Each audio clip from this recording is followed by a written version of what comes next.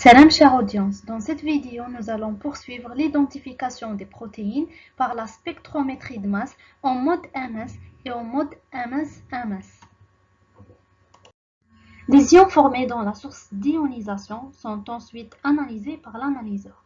Donc le but de l'analyseur est de séparer les ions ou filtrer ou discriminer les ions et de déterminer leur rapport masse sur charge. Il en existe différents types.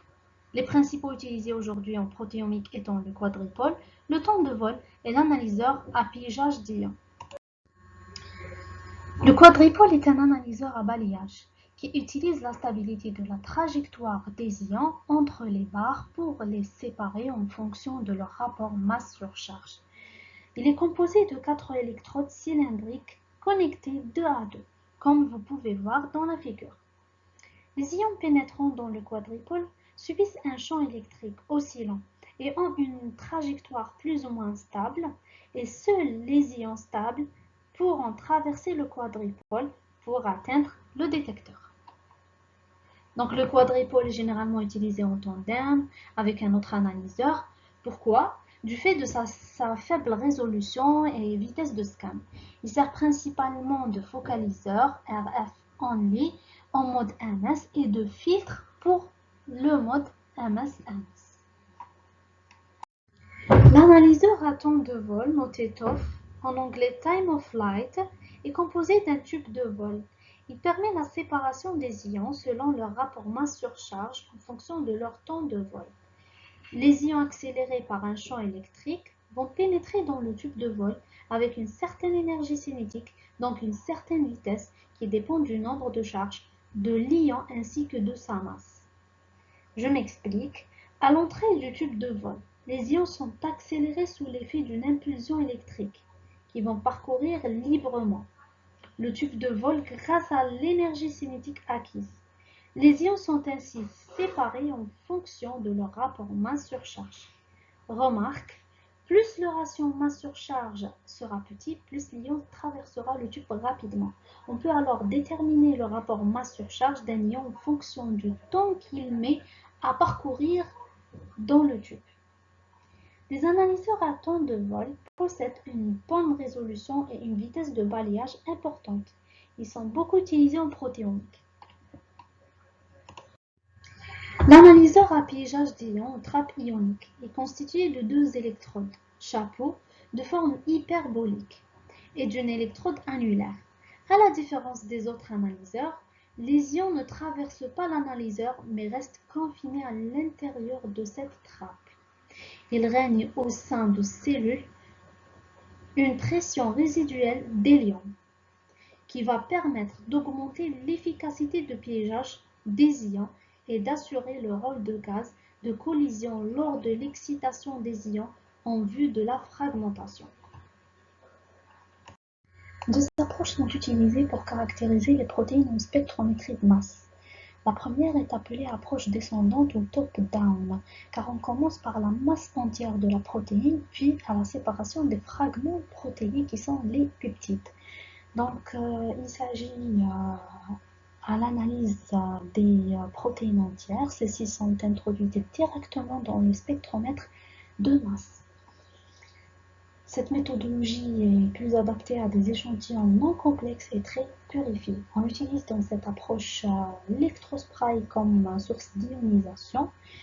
Et le but de cette approche est de déterminer la masse moléculaire de la protéine d'intérêt avec une très grande précision par rapport à l'électrophorèse et à la chromatographie d'exclusion moléculaire. Elle permet également de mettre en évidence les différences de masse moléculaire, ce qui correspond soit à des mutations ou à des modifications post-traductionnelles comme la phosphorylation, la glycosylation et à la euglycosylation, comme elle peut correspondre à des sites de clivage. Donc par exemple, si on veut détecter si une protéine est phosphorylée, on mesure sa masse moléculaire. Après, on utilise une phosphatase qui dégrade le phosphate, puis on mesure une deuxième fois sa masse moléculaire après son traitement par la phosphatase.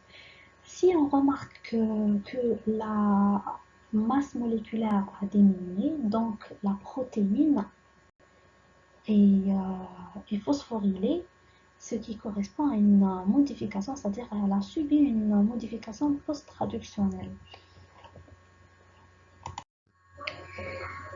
La deuxième approche est appelée approche ascendante ou bottom-up, car on commence par des fragments de protéines qui sont les peptides, pour remonter aux protéines. Donc on va du bas vers le haut. Alors il s'agit de l'analyse de fragments des protéines qui sont les peptides. Dans cette approche, on utilise la source d'ionisation, le malditofanes. Donc on peut utiliser un mélange protéique et elle contient une étape préalable de digestion. Alors les protéines sont digérées soit par une voie enzymatique en peptides, ce qu'on appelle le in-gel, après séparation sur gel SDS page monodimensionnel ou bidimensionnel. Donc après, on récupère la bande de la protéine d'intérêt et on la soumet à une digestion par une enzyme, soit par un fractionnement en solution, ce qu'on appelle le off-gel.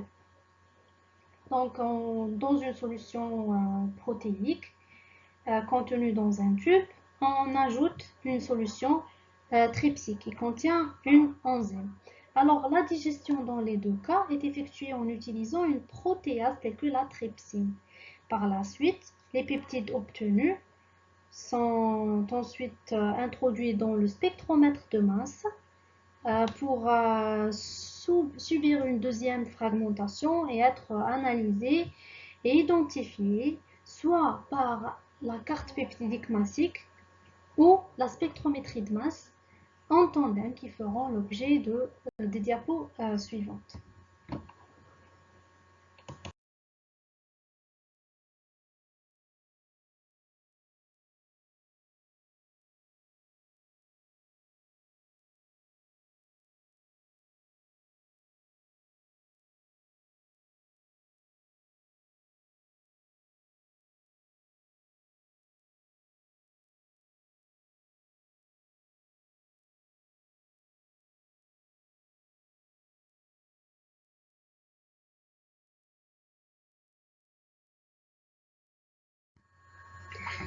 Donc la spectrométrie de masse en mode MS, ce qu'on appelle la carte peptidique massique, est une technique qui permet l'identification des protéines par malditofanes.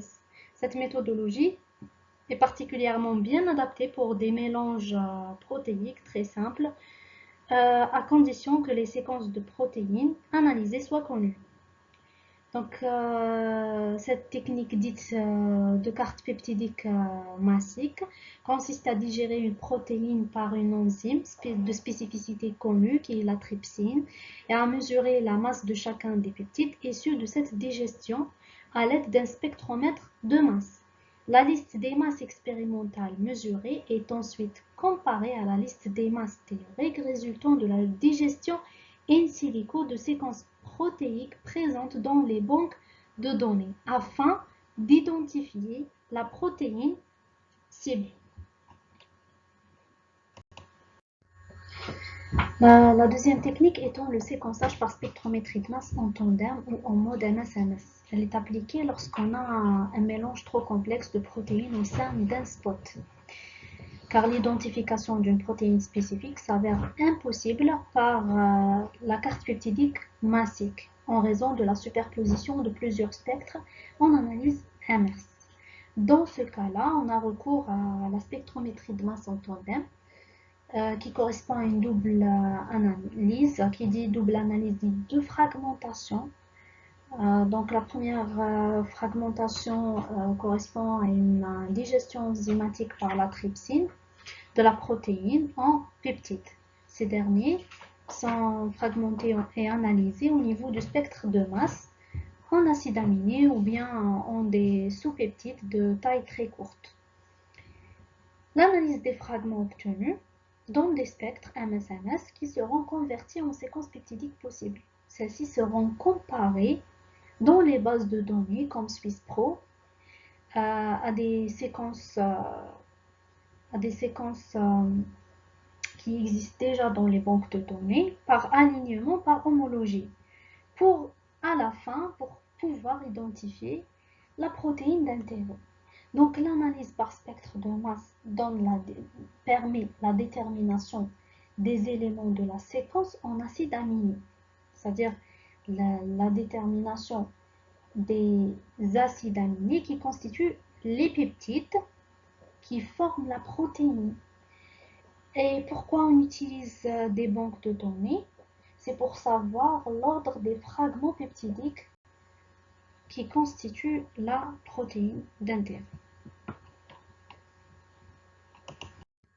En protéomique, le mode de fragmentation le plus utilisé est le CID, car c'est le plus adapté à la fragmentation des peptides trypsiques. Au sein d'une cellule de collision, les ions sont accélérés et entrent en collision avec les molécules de gaz rares, comme l'hélium, l'azote, l'argon. Le processus de fragmentation est basé sur le modèle du protomobile. Sur les peptides, les charges se situent généralement en position interminale et sur les résidus arginine ou lysine, où la trypsine coupe spécifiquement en position C-terminale de ces résidus. Suite à la collision, l'énergie cinétique des ions augmente, ce qui entraîne la délocalisation d'un proton mobile et donc la rupture de la liaison amide qui est la plus faible. Si la fragmentation a eu lieu au niveau de la liaison peptidique, on obtient deux ions. Le premier étant l'ion B1 contenant l'extrémité N-terminale et le second est l'ion Y contenant l'extrémité C-terminale. Si vous avez aimé ma vidéo, n'oubliez pas de la liker, de la partager avec vos proches et de vous abonner sur ma chaîne pour que vous puissiez recevoir les nouvelles vidéos. Si vous avez des questions ou des suggestions de vidéos, vous me laissez des commentaires. Merci et à bientôt.